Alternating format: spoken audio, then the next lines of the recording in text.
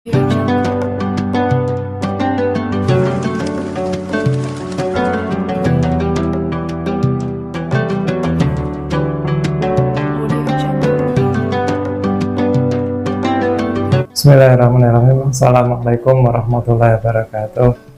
Alhamdulillahirrahmanirrahim. Assalatu wassalamu ala asrafil anbiya'i wal mursalin wa ala alihi wa sahbihi ajma'in, amma ba'du. Sobat Swan dimanapun Anda berada, alhamdulillah, syukur kehadirat Allah Subhanahu wa Ta'ala yang pada kesempatan hari ini masih memberikan pada kita nikmatan iman, nikmat Islam, nikmat kesehatan, nikmat kekuatan, sehingga kita masih bisa menjalankan puasa hingga pada hari ini. Shalawat dan salam tak lupa mari kita panjatkan pada junjungan kita Nabiullah Muhammad SAW serta para keluarganya, para sahabatnya, para tabi'in, tabi' dan kepada seluruh pengikutnya yang senantiasa istiqomah mengikuti manhaj beliau ila yaumil. Sobat Swan dimanapun Anda berada, bulan Ramadan seringkali kita menyebutnya sebagai bulan di mana kita melakukan tazkiyatun nafs, bulan di mana kaum muslimin banyak melakukan aktivitas untuk memperbaiki diri. Banyak hal yang dilakukan kaum muslimin di bulan ini untuk memperbaiki diri, misalnya dengan banyak membaca Al-Quran, melakukan qiyamul lail, dengan bersedekah, dengan menjaga hawa nafsu, menekan dan sebagainya, sehingga pada akhirnya mereka akan menjadikan dirinya sebagai orang-orang yang memperbaiki kualitas dirinya.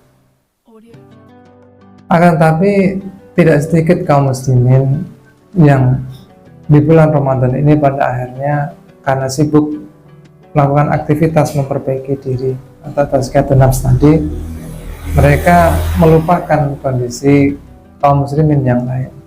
Satu sisi sibuk dengan memperbaiki diri, tapi satu sisi yang lain mereka melupakan kondisi saudara-saudara kaum muslimin yang lain.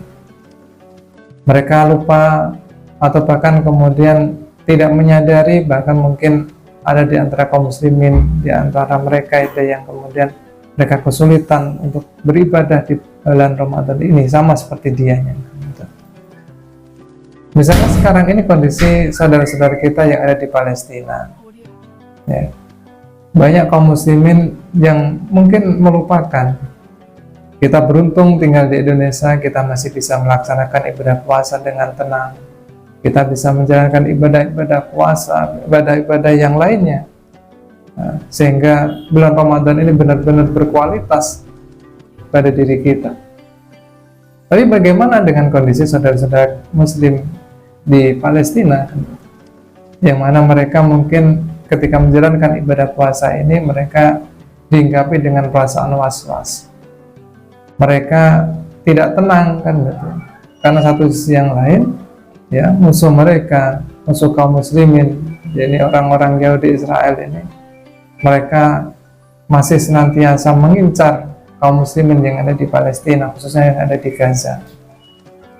Tidak sedikit, meskipun kita mengenal kemarin mendengar kabar bahwa terjadi gencatan senjata, ya, antara Palestina dengan Israel, ya, atau khusus antara pejuang Hamas dengan Israel. Akan tetapi kita juga mengetahui bersama bahwa Israel ini kembali berulah. Setidaknya ada sekitar 137 warga Gaza Palestina yang telah dibunuh pasca terjadinya gencatan senjata. Artinya apa? Kaum muslimin yang saat ini berada di Palestina, yang notabene mereka juga sama-sama sedang menjalankan ibadah puasa, mereka juga tidak tenang kan betul. Mereka tidak tenang dengan nyawa mereka. Mereka juga satu sisi juga tidak nyaman di dalam melakukan ibadah puasa ini. Kenapa? Karena mungkin dari sisi logistik perbekalan, ya, mereka masih dalam kekurangan.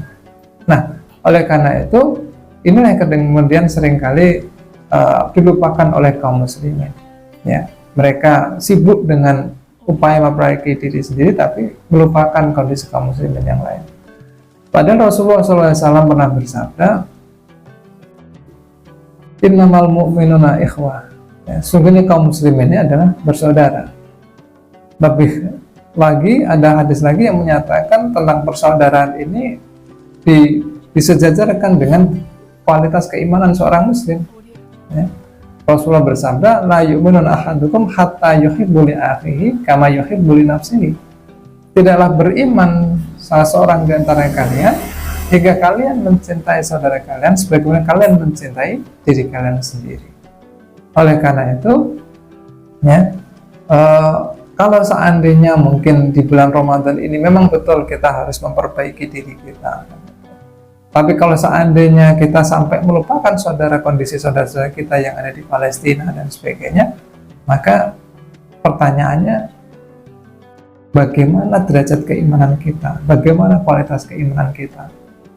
Ya, apakah kita layak disebut sebagai seorang yang beriman? Bahkan terkait dengan persaudaraan ini, Rasulullah itu menggambarkan persaudaraan kaum muslim itu sebagaimana satu tubuh, ya, bahwa kaum muslim itu laksana satu tubuh kan. Jadi ketika ada satu anggota badan, ya, anggota tubuh yang sakit, maka anggota tubuh yang lain tentu akan merasa kesakitan. Nah, dan ini pula yang seharusnya dirasakan oleh kaum muslim. Nah, sobat-sobat yang dirahmati Allah SWT, inilah yang kemudian menunjukkan bahwa urgensitas adanya sebuah institusi, ya, Islam yang kemudian kita sebut sebagai khilafah. Kenapa? Karena dengan khilafah maka kaum muslimin akan terasa sebagai satu tubuhnya itu, ya. Mereka tidak lagi kemudian terpecah belah, ya. Mereka tidak lagi kemudian berdiri dengan pemikiran yang berbeda-beda, pemikiran nasionalisme yang masing-masing di antara mereka muncul fanatisme sendiri. Urusan kaum muslim di Indonesia, urusan kaum muslim di Indonesia, urusan kaum muslim di Palestina, urusan kaum muslim di Palestina. Dengan khilafah tidak seperti itu. Nah, oleh karena itu tadi, ya, sesungguhnya esensi dari khilafah ini adalah yang pertama adalah ukhuwah Islam. Ya. Dengan tegaknya khilafah, maka ukhuwah Islamiyah, ya, persaudaraan Islam ini akan terjaga. Kenapa? Karena tidak ada lagi sekat-sekat nasionalisme. Kita semuanya adalah satu tubuh, ya. Sehingga kemudian ketika ada saudara kita kaum muslimin di belahan bumi yang lain, di negara yang lain, mungkin kita sekarang ini menyebutnya mereka sedang mengalami kondisi yang kesulitan, ya, maka akan dengan mudah ditolong, dibantu oleh saudara muslim yang lain. Kenapa? Karena mereka dalam satu komando, yaitu khilafah itu.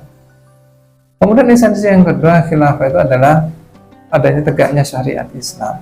Ya, kita ketahui bahwa yang namanya syariat ini adalah mengatur hubungan manusia dengan dirinya sendiri, mengatur hubungan manusia dengan Allah, dan mengatur hubungan manusia dengan sesama manusia.